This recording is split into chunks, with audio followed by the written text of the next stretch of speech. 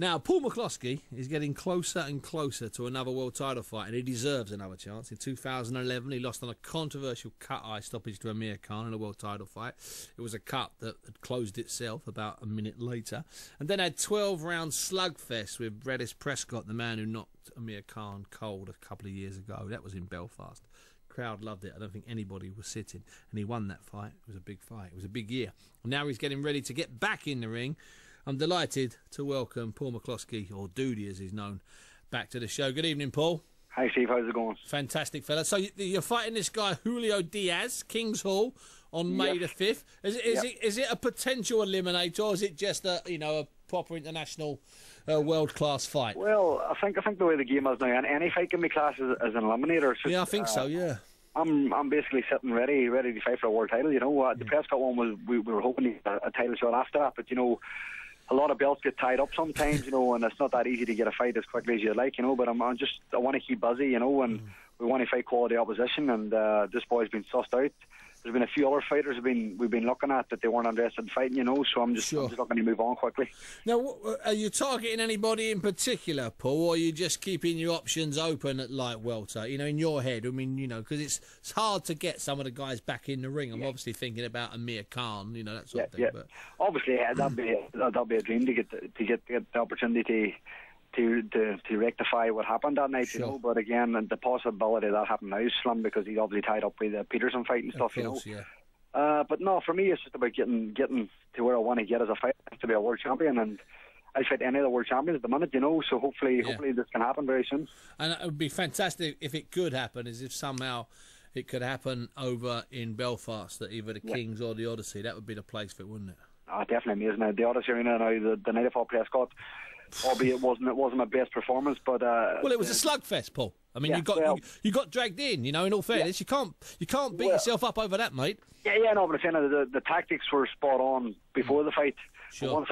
We all have tactics going in the ring, but sometimes once the bell goes, things just change, and that's the way it happened. To be fair, he surprised me. His boxing was a lot better than I expected. I thought he was more going to just come at me trying to knock me out, So we had to just change the game plan from after the second or third round and just pick right to him, and I had to just work my socks off, You did have to work your socks off, son. You looked knackered after that, I've got to tell you. I was in bed for about 2 weeks.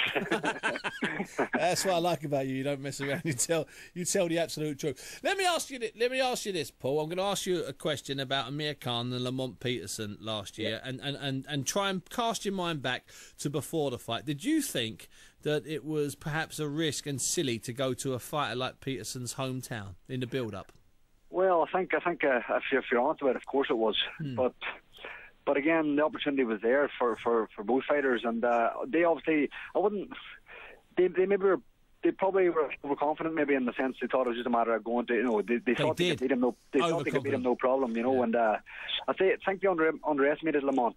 Lamont Peterson is a very good fighter, and to be fair, looking back at Amir had Lamont Peterson in serious trouble in the first 2 rounds, but for him to just turn around in the third round and change the fight completely it shows how good a fighter he really is. I think he's a better fighter than people give him credit for, and he's getting that recognition now, so he is. Yeah, well, listen, let's hope, because I'm a lover of people that don't get what they deserve. Let's hope he gets fully what he deserves. So it's Julio Diaz, the 5th of May at the Kings Hall, Belfast, and is that going to be part of the prize fight, or are they going to be part of your night? Is that the plan? Yeah, obviously I'm headlining, but the prize fighter is part of the show.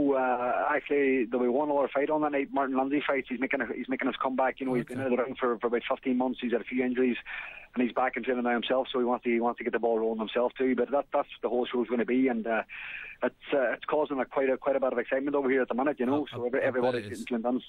Well, listen, I know that you after your exploits last year, 2 back-to-back good fights, entertaining fights, lively fights, controversial fights. Tell you what, you're never in a dull one. Listen, Paul, it's always a pleasure. Say hello to everybody for me, my friend. No problem, Steve. Thank you. See you later. That's Paul McCloskey there, dude. He fights. It'll be on Sky on the 5th. I tell you, he's an honest scrapper. I tell you what, he absolutely is. A straightforward, honest scrapper. And I always like that. And he's a bit of an idol over there. He really is. Now,